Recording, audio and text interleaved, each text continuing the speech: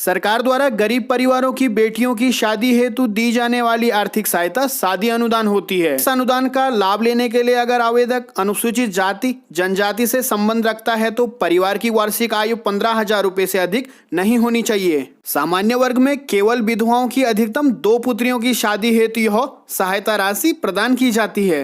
इस अनुदान में केवल 50,000 रुपए तक की सहायता राशि प्रदान की जाती है। आज के इस वीडियो में मैं आपको दिखाने वाला हूं शादी अनुदान का कंप्लीट प्रोसेस। तो चलिए शुरू करते हैं। सबसे पहले आपको आना होगा समाज कल्याण विभाग उत्तराखंड की ऑफिशियल वेबसाइट पर। वेबसाइट का लिंक मैंने आपको डिस्क्रिप्शन बॉक्स में दिया हुआ है, आप जाकर देख सकते हैं। तो सबसे पहले ऑप्शन पर आपको क्लिक करना होगा। क्लिक करने के बाद आप देखेंगे यहाँ पर काफ़ी सारे ऑप्शंस आपके सामने आ जाएंगे। काफ़ी सारे ऑप्शंस आपके सामने आने पर आपको यहाँ पर क्लिक करना होगा आवेदन करें या स्थिति जाने वाले ऑप्शन पर। इस ऑप्शन पर क्लिक करने के बाद आपको यहाँ पर नया ऑफलाइन आवेदन करें पर क्लिक करना होगा।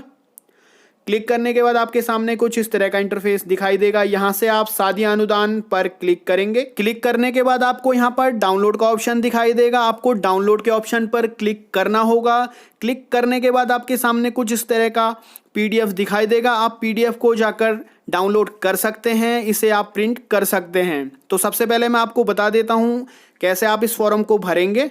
तो सबसे पहले आपको यहाँ पर दाहिने ओर लगाना होगा आवेदक का वर्तमान फोटो, जो कि खुद ही अटेस्ट किया हुआ होना चाहिए। यहाँ पर आवेदक दुल्हन की माता या पिता दोनों में से एक होना चाहिए। पहला ऑप्शन आता है यहाँ पर आवेदक का पूरा नाम हिंदी में। तो आप यहाँ पर आवेदक का पूरा नाम लिखेंगे हिंदी में, साफ साफ हिंदी में आप नाम यहाँ पर मेंशन करेंगे। दूसरे ऑप्शन में यहाँ पर अंग्रेजी के अक्षरों में यहाँ पर पूरा नाम लिखना होगा आवेदक का। इसके बाद तीसरे ऑप्शन में यहाँ पर पिता या पति का नाम, यहाँ पर हस्बैंड या फिर फादर का नाम आप मेंशन करेंगे। साफ साफ मेंशन करने के बाद आप ये चौथा ऑप्शन आता है आपका पता कम्युनिकेशन का। यहाँ पर आप मकान नंबर, यहाँ पर आप कौन सी पट्टी में रहते हैं, यहाँ पर अपना पोस्ट ऑफिस, जो भी आपका नज़दीकी पोस्ट ऑफिस होगा, यहाँ पर आप अपने विकासखंड का नाम मेंशन करेंगे।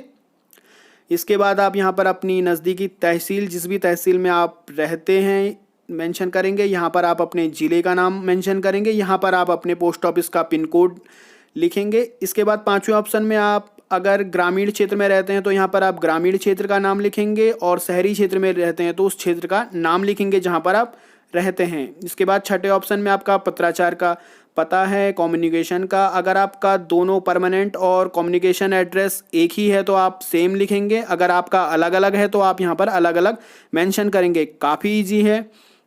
सातवें ऑप्शन में यहाँ पर आवेदक की जाति, अगर आप अनुसूचित जाति या जनजाति से बिलोंग करते हैं तो आप यहाँ पर लिखेंगे, और आपको यहाँ पर अपना प्रमाण पत्र भी लगाना होगा, जाति प्रमाण पत्र।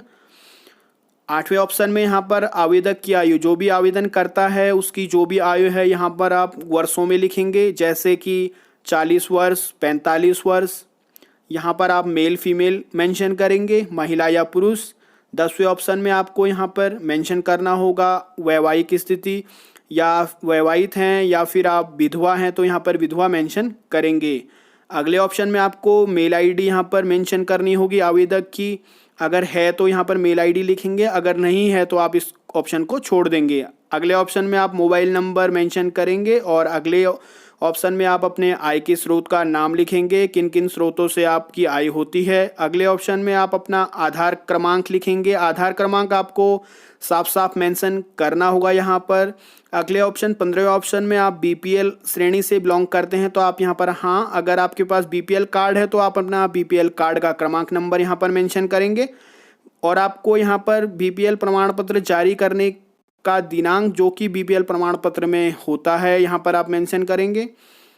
आवेदक अगर अंत्योदय कार्ड धारक है तो यहाँ पर आप हाँ लिखेंगे, और आप यहाँ पर अंत्योदय कार्ड का नंबर और उसको जारी करने की आप तिथि लिखेंगे। ये ज़रूरी नहीं है, अगर नहीं है आपके पास तो यहाँ आप अपने ऑप्शन को छोड़ सकते हैं। इसके बाद आपको यहाँ पर विधवा हैं तो समाचार कल्याण की ओर से आपको जो भी पेंशन मिल रही है उसका क्रमांक लिखेंगे, और कब से आपने पेंशन लगाई है वो आप यहाँ पर लिखेंगे।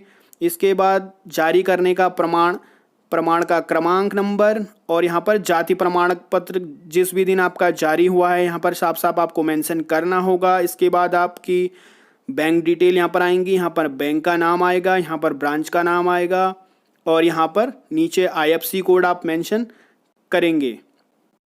आपको यहाँ पर जिस भी खाते में सहायता राशि चाहिए आप उसका बैंक का नाम, ब्रांच का नाम और खाता संख्या यहाँ पर साफ साफ मेंशन करेंगे।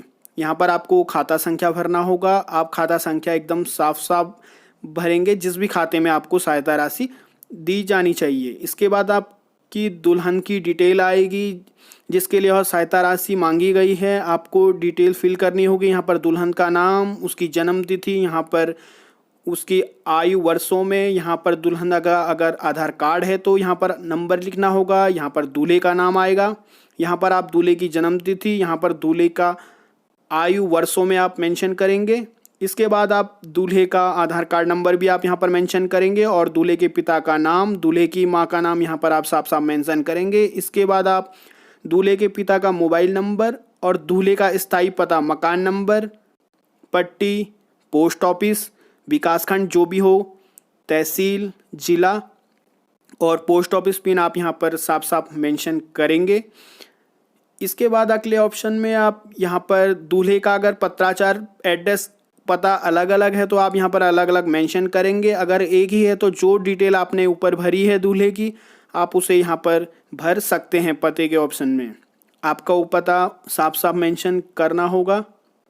इसके बाद शादी की तिथि आप यहाँ पर मेंशन करेंगे। जिस भी डेट को शादी हो रही है आप यहाँ पर लिखेंगे। शादी का स्थान आप यहाँ पर मेंशन करेंगे जहाँ पर शादी हो रही है। इसके बाद आवश्यक दस्तावेजों की सूची आप देख सकते हैं। सबसे पहले आवेदक की फ़ोटो, आवेदक का जाति प्रमाण पत्र, मूल प्रति आपको तहसील द्वारा जो निर्गत हुआ है वह भी सबमिट करना होगा। आवेदक का आय प्रमाण पत्र की मूल कॉपी जो वर्तमान में जारी हुआ हो। अगर आप BPL श्रेणी से बिलोंग करते हैं तो अपना BPL कार्ड भी आपको यहाँ पर देना होगा। इसके बाद अगर आप विधवा पेंशन प्राप्त करते हैं तो प्रमाण पत्र भी आपको यहाँ पर लगाना होगा। अंत्योदय अगर आपका कार्ड है तो यह भी आपको लगाना होगा।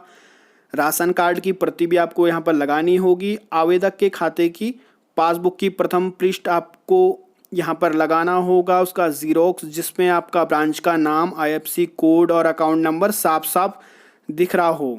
आपको इसकी छाया प्रति यहाँ पर मेंशन करनी होगी। शादी का प्रमाण पत्र आपको, निमंत्रण पत्र की मूल प्रति यानी कि शादी के कार्ड की मूल प्रति आपको यहाँ पर लगानी होगी। आवेदक के परिवार रजिस्टर की मूल कॉपी भी आपको यहाँ पर लगानी होगी। दूल्हे के पिता के परिवार रजिस्टर की मूल प्रति भी आपको यहाँ पर मेंशन करनी होगी। दुल्हन के जन्म प्रमाण पत्र के रूप में आप उसका हाई स्कूल का सर्टिफिकेट की जीरोक्स या फिर जन्म प्रमाण पत्र या फिर परिवार रजिस्टर के मूल प्रति या आधार कार्ड की सत्यापित प्रति आप दे सकते हैं।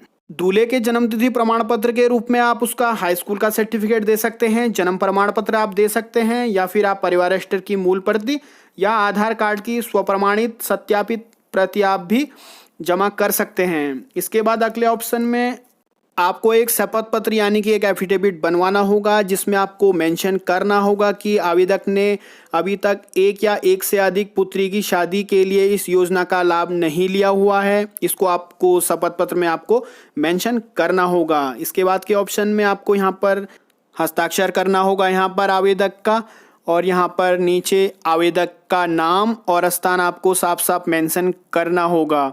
इसके बाद आप इस फॉर्म को और इसके साथ लगने वाले जो भी आवश्यक डॉक्यूमेंट्स हैं उनको आप अपने नज़दीकी ब्लॉक ऑफिस या फिर अपने जिला समाज कल्याण विभाग ऑफिस में भी सबमिट कर सकते हैं। इस योजना का लाभ लेने के लिए आपको शादी से 3 महीने पहले यानी कि 90 दिन पहले आपको आवेदन करना होगा। तो ये था आज का कंप्लीट प्रोसेस। कैसा लगा आपको ये वीडियो? लाइक और सब्सक्राइब करना